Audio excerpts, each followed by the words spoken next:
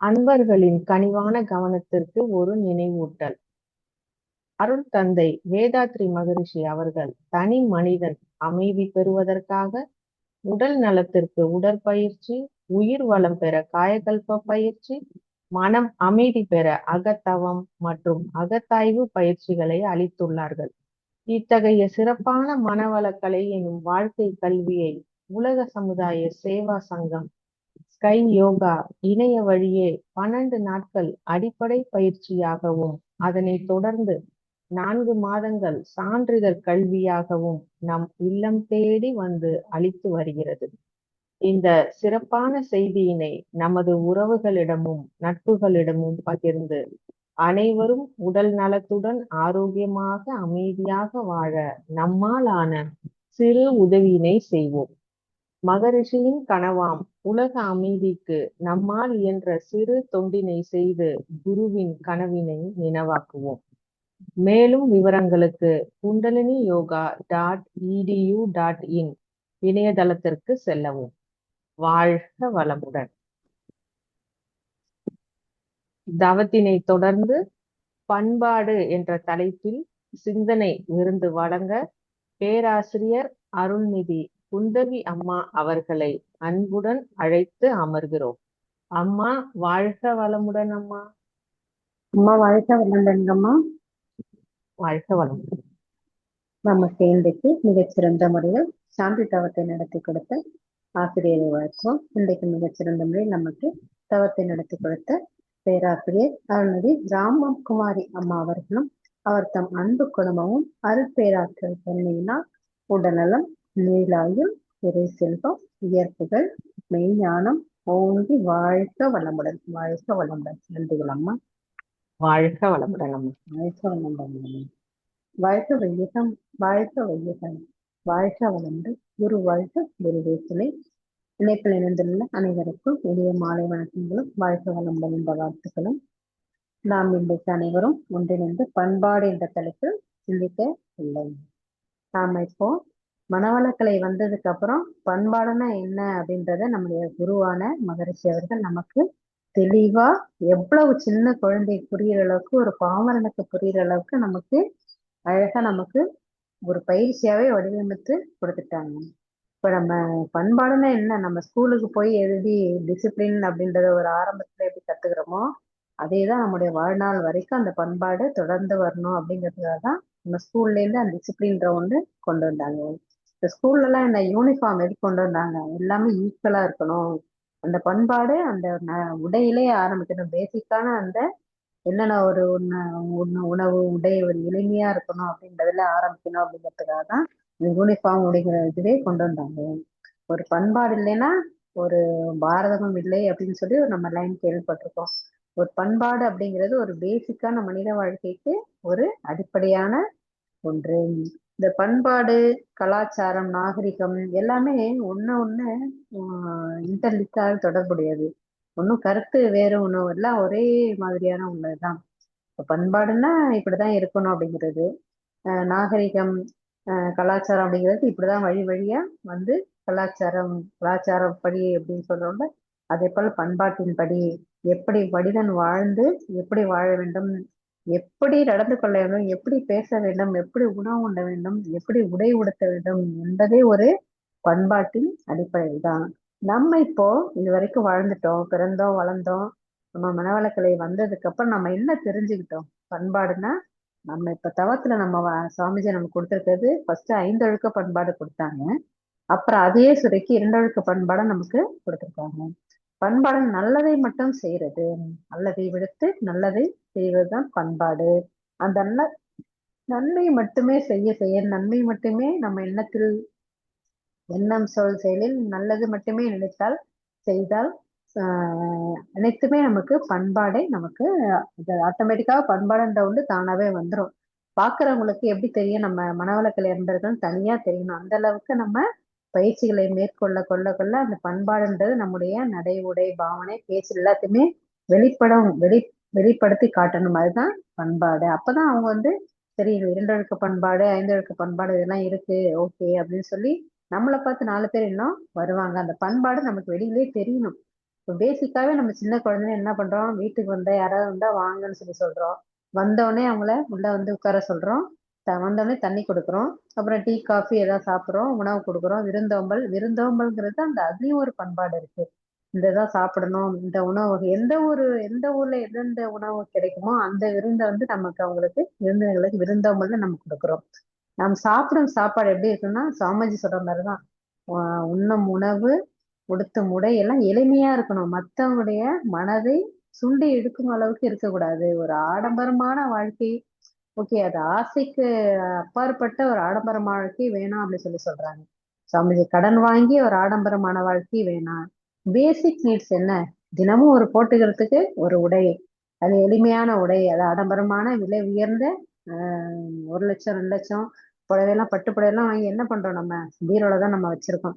அது என்ன, ஒரு தடவை கட்டுனா அடுத்த முறை அந்த உடையை நம்ம தொடுறதே கிடையாது. அந்த சாரி நம்ம தொடுறதே கிடையாது. என்ன பண்ணுவோம்? ஃபங்க்ஷன் வர வர வேற வேற புடவை கலர் கலரா மாத்தணும் அப்படின்னு சொல்லி நம்ம ஆசைப்பட்டு அது இன்னும் நம்ம செஞ்சுட்டு தான் இருக்கோம். அதை தவிர அதுதான் வேணாங்கிறாங்க சுவாமிஜி. உடுத்துறதுக்கு ஒரு வாரத்துக்கு என்ன தேவையோ ஒரு 3 உடை, அதை மாத்தி மாத்தி துவைச்சு மாத்தி மாத்தி போட்டுக்கலாம். எளிமையான உடையா இருக்கணும். ஒரு ஆடம்பரமான, அதாவது உடையிலே ஒரு கவர்ச்சி இல்லாம மற்றவர்களுடைய கண்களை பறிக்கவும் அளவுக்கு கவர்ச்சி இல்லாம எளிமையான உடையா நம்முடைய உடலை மறைக்கும் அளவுக்கு இருந்தாலே போதும் சொல்லி சாமி சொல்றாங்க. உணவு அதே போல ஆடம்பரமா பெரிய பெரிய ஹோட்டல்ல போய் நம்ம ஏதாவது பார்ட்டி அட்டன் பண்றது, அது ஒரு பெரிய இப்போ கலாச்சாரமா இருக்கு. நம்முடைய பண்பாட்டையே மாற்றும் அளவுக்கு பார்ட்டி இப்ப எல்லாம். பார்ட்டி இப்போ நைட்ல பார்ட்டி போறது, பார்ட்டி பண்றது, நம்முடைய எல்லாமே பழக்க வழக்கம் எல்லாமே மாறி வேற மாதிரி பண்பாடு இப்போ மாறி இருக்குது.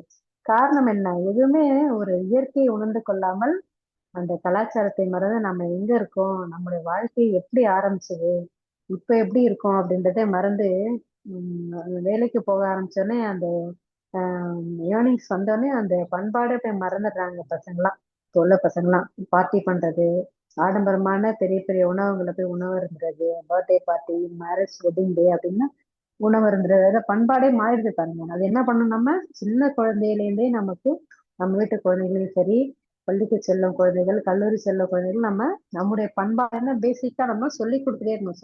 சொல்லிட்டே இருக்கணும். சொல்லி பிள்ளைக்கு சொல்ற மாதிரி சொல்றாங்களே, நம்முடைய நம்ம முன்னோர்கள் எப்படி இருந்தாங்க, நாம எப்படி இருக்கோம், இனிமேல் நீங்க எப்படி இருக்கணும்னு சொல்லி குழந்தைகளுக்கு நம்ம சொல்லிக்கிட்டே இருக்கணும். சரி, நம்ம குழந்தைகள் நம்ம சொல்ல கேட்க மாட்டாங்க, அப்படி என்ன பண்ணலாம்? நம்ம பயிற்சிகளை நமக்கு அவங்க நம்ம கொடுக்கலாம். இப்ப நம்முடைய மனவளக்கலையே என்ன, ஒரு பண்பாட்டு கல்வி தானே. எந்த ஒரு ஆக்ஸ்போர்ட் யூனிவர்சிட்டி போனாலுமே இந்த ஒரு பேசிக் இதெல்லாம் வந்து உட்கார சொல்லி சொல்லி கொடுக்க மாட்டாங்க. ஸ்கூல்லயுமே சரி, நம்ம போனோமா ஒரு ஏட்டுக்கல்வியா தான் இருக்கும். இந்த ஏட்டுக்கல்வி வந்து ஏட்டு சுரைக்காய் கறிக்கு உதவாது அப்படின்ற மாதிரி, ஸ்கூலுக்கு போறோம் okay, discipline okay, discipline okay, படிப்பு ஓகே, கல்வி தரம் ஓகே, நம்முடைய கல்வி தரம் உயர்ந்து வாழ்க்கை தரம் உயரும் ஓகே, அந்த பண்பாடு யாரு சொல்லி தருவா? இது மாதிரி நம்முடைய மனவளக்கலையில பண்பாட்டு கல்வி அப்படின்ற ஒரு தனி ஸ்பெஷலர் தான் நம்ம வந்து அதுக்கு வந்திருக்கோம். நம்ம இந்த பண்பாட்டு கல்வி எப்படி நம்ம கத்துக்கிறது? இப்போ எம்ஏ சேர்றோம், எம்எஸ்சி சேர்றோம், பிஹெச்டி பண்றோம். அது ஒரு மெட்டீரியலிஸ்டிக்கா இல்லாம, ஏட்டில் மட்டும் இல்லாம, அது நம் வாழ்விலும் நம்ம அதை பயன்படுத்தணும். பயிற்சி, முயற்சி தினமும் அதை செஞ்சுட்டே இருக்கணும். நம்ம நம்ம மட்டும் அந்த திறமைய வச்சுக்காம அடுத்தவர்களுக்கும் அந்த பயிற்சிகளையும் சரி, அந்த பண்பாட்டு கல்வியை நம்ம கற்றுக் கொடுக்கணும். அப்பதான் நம்முடைய திறமை வந்து என்னன்னு வெளிப்படும். நம்ம எப்படி இருக்கோம், நம்முடைய லைஃப் ஸ்டைல் எப்படி இருக்கு, நம்ம எப்படி உணவு, உடை, நம்மளுடைய பேச்சு எப்படி இருக்கு, நம்முடைய உடல் நலம் எப்படி இருக்கு, அப்படின்னு நம்மளை பார்த்து அவங்க வந்து நம்ம வந்து அந்த பயிற்சிகளை கத்துக்கணும். அந்த அளவுக்கு நம்ம அந்த பண்பாட்டை வளர்த்து கொள்ள வேண்டும். வளர்த்து கொள்ளணும்னா என்ன? நம்முடைய பயிற்சிகளை சரியா, சுவாமிஜி நமக்கு கொடுத்த பயிற்சிகளை சரியாக செய்தாலே போதும். அது மற்றவர்கள் பார்த்து அது வரணும். ஆஹ் அதுதான் நம்ம பண்பாட்டில் உயர்ந்த ஒரு நிலை. இப்ப குழந்தை வளர்ப்புன்னு பண்பாடு சுவாமி சொல்றோம். குழந்தை வளர்ப்புனா என்ன? குழந்தைகளுக்கு வந்து என்னென்ன கல்வி கொடுக்க 15 வயசு வரைக்கும் கொடுத்துட்டு அவங்கள வேலைக்கு அனுப்புறது எல்லாமே தொழில் கல்வி, எல்லாமே தொழில், அதாவது பிராக்டிக்கலா ஒரு வேலை செய்யற அளவுக்கு ஒரு நாலேஜபிள் பர்சனா பசங்களை வளர்க்கணும். ஏதோ காசு கொடுத்தோம், நிறைய பேமெண்ட் சீட் வாங்கணும் அப்படின்னு சொல்லி ஒரு பெரிய காலேஜில் படிக்கிறோம் ஒரு பெருமைக்காக ஒரு வரட்டு இது இல்லாம அவங்க சரியான முறையில அவங்கள கல்வியை கொடுக்கணும்.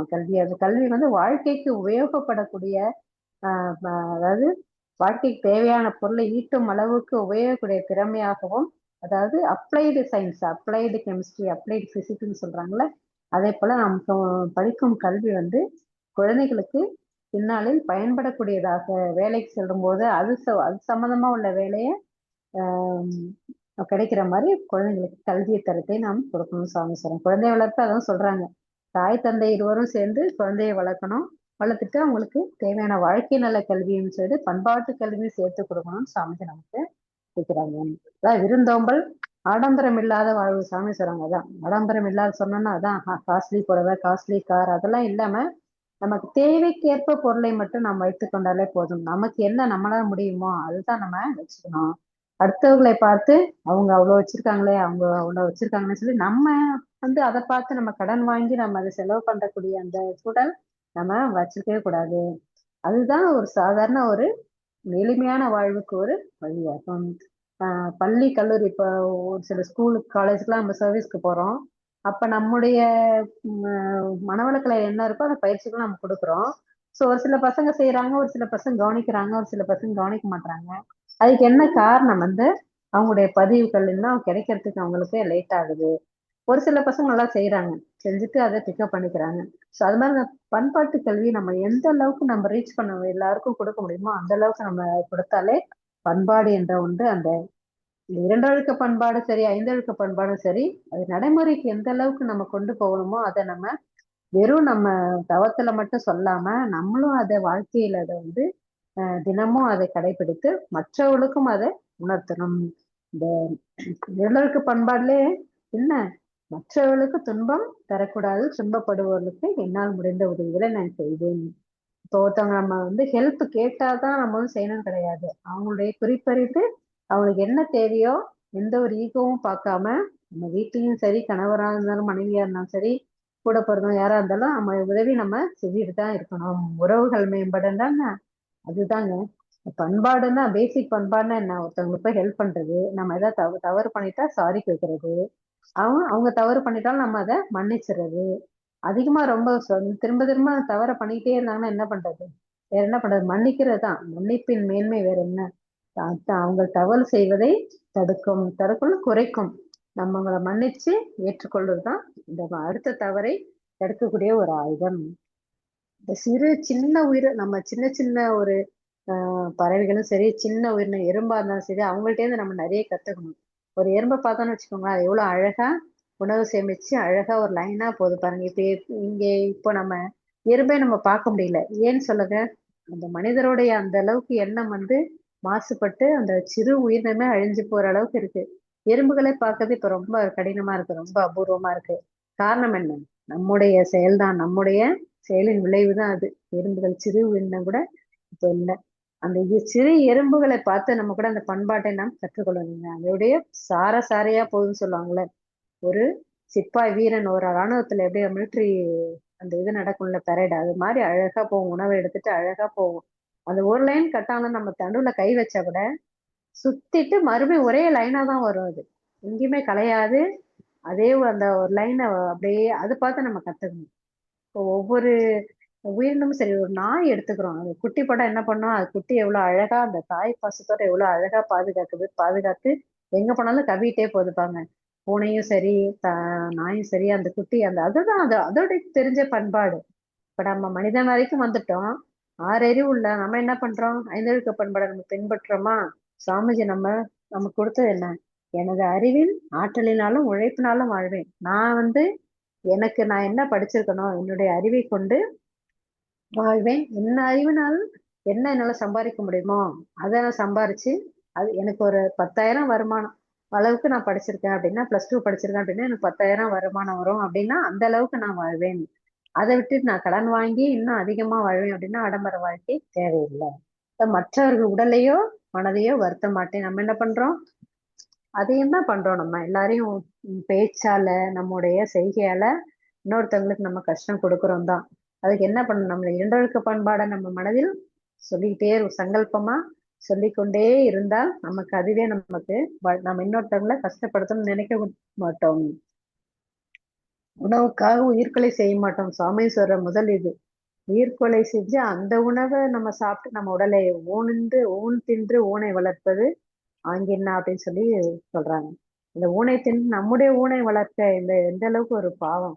அந்த உயிர் கொலைன்றது ஒரு சாதாரண விஷயம். நம்ம ஒரு சிக்கன் கடை பக்கம் கிராஸ் பண்ணி போகும்போது அந்த உயிர் கட் பண்ணும்போது அப்படி ஒரு சவுண்ட் வரும். அந்த அந்த சத்தத்தை கேட்டாலே நம்மளால அது அப்படியே நம்ம உடம்பே நாடி அப்படியே உருக்குலைஞ்சு போயிடுவோம். நாங்க அந்த அளவுக்கு ஒரு ஐயோ பாவம் அப்படின்னு சொல்லி நம்ம மனசுல நம்ம தடுக்க முடியாது. அதை வேற என்ன பண்ண, நம்ம போய் இப்ப அதை கட் பண்ணாதீங்கன்னு சொன்னா நம்ம என்ன பண்ணுவாங்க, நம்மளை பார்த்து சிரிப்பாங்க.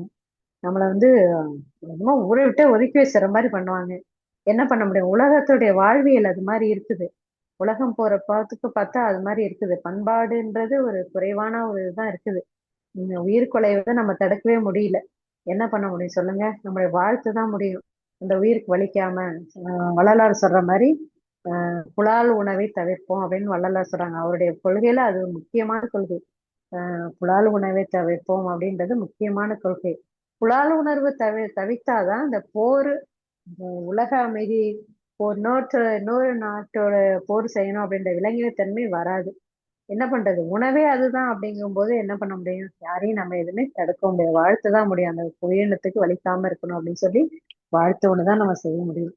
அடுத்து பிறப்பொருளை வாழ்க்கை சுதந்திரத்தை போற்றி காப்பேன். யார்கிட்டயும் போய் இது என்னோட இடம் என்னுடைய பொருள் சொல்லி நம்ம எதுவும் பிரச்சனை பண்ணாம, சரி நமக்கு என்ன இருக்கோ நம்ம பொருளை வச்சுட்டு அடுத்தவர்கள் பொருள் மேல ஆசைப்படாம நமக்கு என்ன இருக்கோ அதை மட்டும் வச்சுட்டு நம்ம ஃப்ரீயா நம்முடைய வாழ்க்கையை நம்ம எளிமையா நம்ம வாழணும்.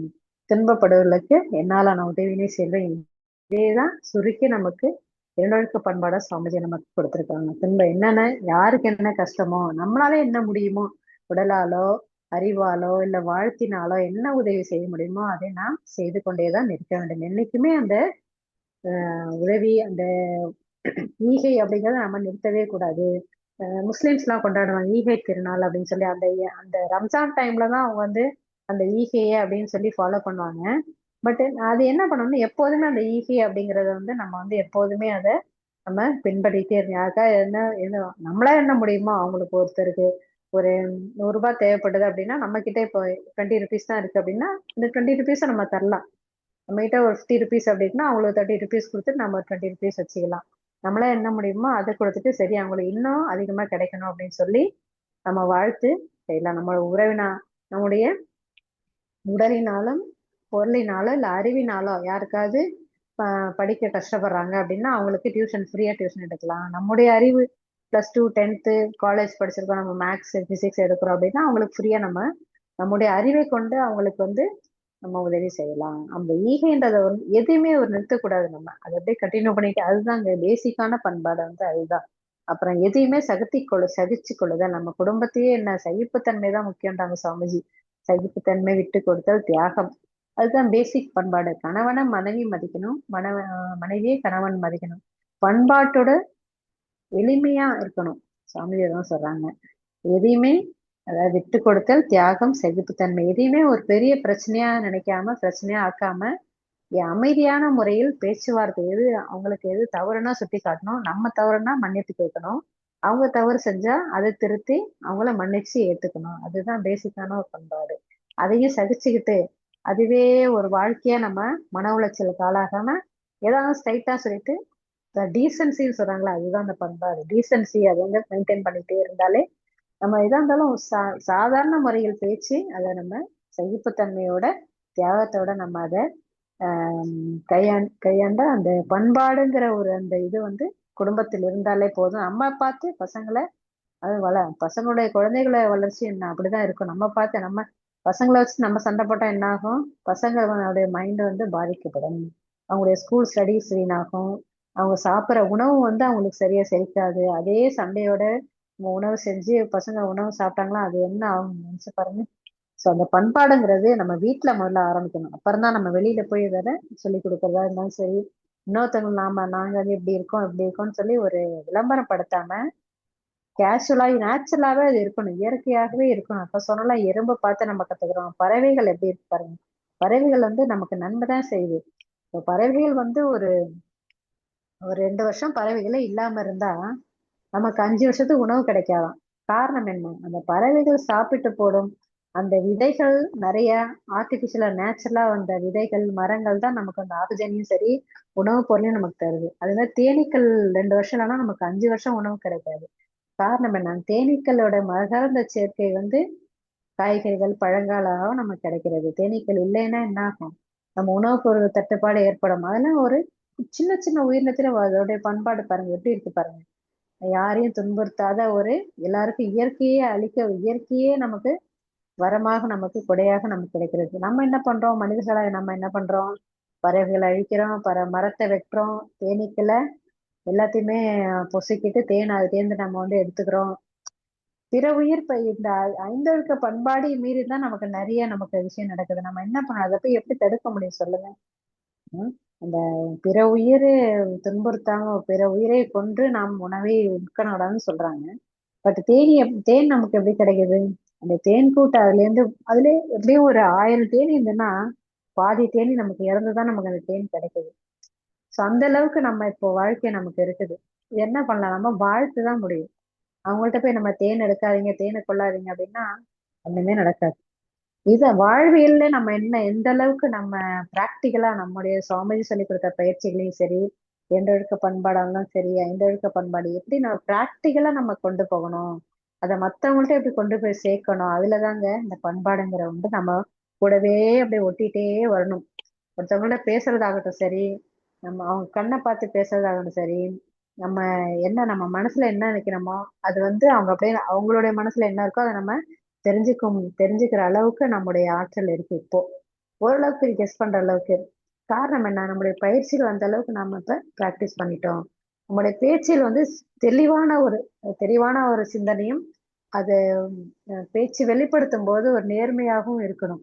டீசெண்டா இருக்கணும்னு சொல்றாங்கல்ல, பேச்சு கொடுமையானதாக தீய சொற்கள் சொல்லாம சாஃப்டா ஹேண்டில் பண்ணி அவங்கள பார்க்கவே சுவாமிஜியை பார்த்தேன்னு வச்சுக்கோங்க, எப்போதும் ஒரு குழந்தை மாதிரி ஃப்ரெஷ்ஷா உள்ள ஆப்பிள் பழம் மாதிரி இருக்கும். அந்த அளவுக்கு கூட நம்ம இல்லைன்னா கூட தவம், நம்முடைய பிராக்டிஸ், நம்முடைய பயிற்சிகள் செய்து செய்து நம்ம அதை வாழ்க்கையில நம்ம பிராக்டிகலா நம்ம கொண்டு வரணும். கொண்டு வர வர இந்த பண்பாடுங்கிறது நம்முடைய வாழ்க்கையிலே வந்துட்டே இருக்கும். இப்ப சாதாரணமா ஒருத்தவங்க ஏதாவது திட்டாங்க அப்படின்னா அவளை மன்னிச்சு போன்னு சொல்லி விட்டுறணும். சரி, நம்ம ஏதாவது தவறா பேசிட்டோம் அப்படின்னு நம்ம போய் மன்னிப்பு கேட்கறதுல தயக்கமே கூடாது. அப்புறம் குப்பை போடுறது, சாதாரணமா இப்ப ரோட்ல போறோம், ஒரு குப்பை இருக்கு அப்படின்னா டஸ்ட்பின்ல எடுத்து போறோம் நம்ம. இப்ப எங்க பார்த்தாலும் இந்த குப்பைன்றது ஒரு பெரிய ஒரு இஷ்யூவா இருக்குது. இப்ப சென்னையை பொறுத்தவரைக்கும் சரி, தமிழ்நாட்டிலயும் சரி, குப்பை கிடங்குகள் அதிகமாயிடுச்சு. காரணம் என்ன? பிளாஸ்டிக், எல்லாத்தையுமே பிளாஸ்டிக் வர வர பிளாஸ்டிக் அதிகமாயிடுச்சு. இப்போ பிளாஸ்டிக் குப்பை நிறைய சேர்ந்துச்சு, உணவு கழிவு பொருட்கள் நிறைய சேர்ந்துச்சு. அதெல்லாம் என்ன பண்றது? குப்பை கிடங்கா மாறி அதை ஒண்ணும் பண்ண முடியாம இப்ப இருக்கோம் நம்ம. அந்த குப்பை போடுறதுலயும் ஒரு பண்பாடை, ஒரு டீசன்சியை நம்ம ஃபாலோ பண்ணணும். அதாவது பக்கத்து வீட்டுக்காரங்கிட்ட எந்த ஒரு பிணக்கும் இல்லாமல், அதான் நம்ம குடும்பத்துக்குள்ள என்னவோ விட்டு கொடுத்தது, சகிப்புத்தன்மை, தியாகத்தோட நம்ம இருந்தா பக்கத்து வீட்டுக்காரங்களா என்ன பக்கத்து நாடு, பக்கத்து அண்டத்தோட நமக்கு எந்த ஒரு பிரச்சனையும் இருக்காது. ஆஹ் பக்கத்து வீட்டுக்காரங்க எதுக்காக சண்டை வருது? அவங்க செய்யறது நமக்கு பிடிக்காது, நம்ம செய்யறது அவங்களுக்கு பிடிக்காம போறதுதான். இந்த குப்பை போடுறது, ஏதாவது சின்ன சின்ன பிரச்சனை, தண்ணி ஊத்துறது, ஏதாவது சின்ன சின்ன பிரச்சனைகள் தான் பிணக்கு வரும். அதெல்லாம் நம்ம சகிச்சுக்கிட்டாலே போதும். அவங்க கிட்ட போய் இதை நான் கேட்டே ஆவேன், அவங்க கிட்ட சண்டை போட்டே ஆகணும்னு சொல்லி நம்ம நின்னோம்னா இன்னும் அதிகமா தான். அந்த டீசன்சி சொல்றாங்களா, டீசன்சி எப்படி மெயின்டைன் பண்ணணும்? மன்னிப்பு, அது ஒண்ணுதான். மன்னிப்பு, வாழ்த்து தான். வாழ்த்த அவங்க நமக்கு ஃபேவர் ஆயிடுவாங்க. இந்த எதுவுமே ஒரு பிரச்சனை பிணக்கே வராது. இதேதான் பக்கத்து நாடு போரு, இப்ப ஈரான் போரா நடந்துட்டு இருக்குல்ல, அதெல்லாம் என்ன ஒரு மனிதத்தன்மை, மன்னிப்பு அப்படின்ற ஒரு இது இல்லாததுதான்.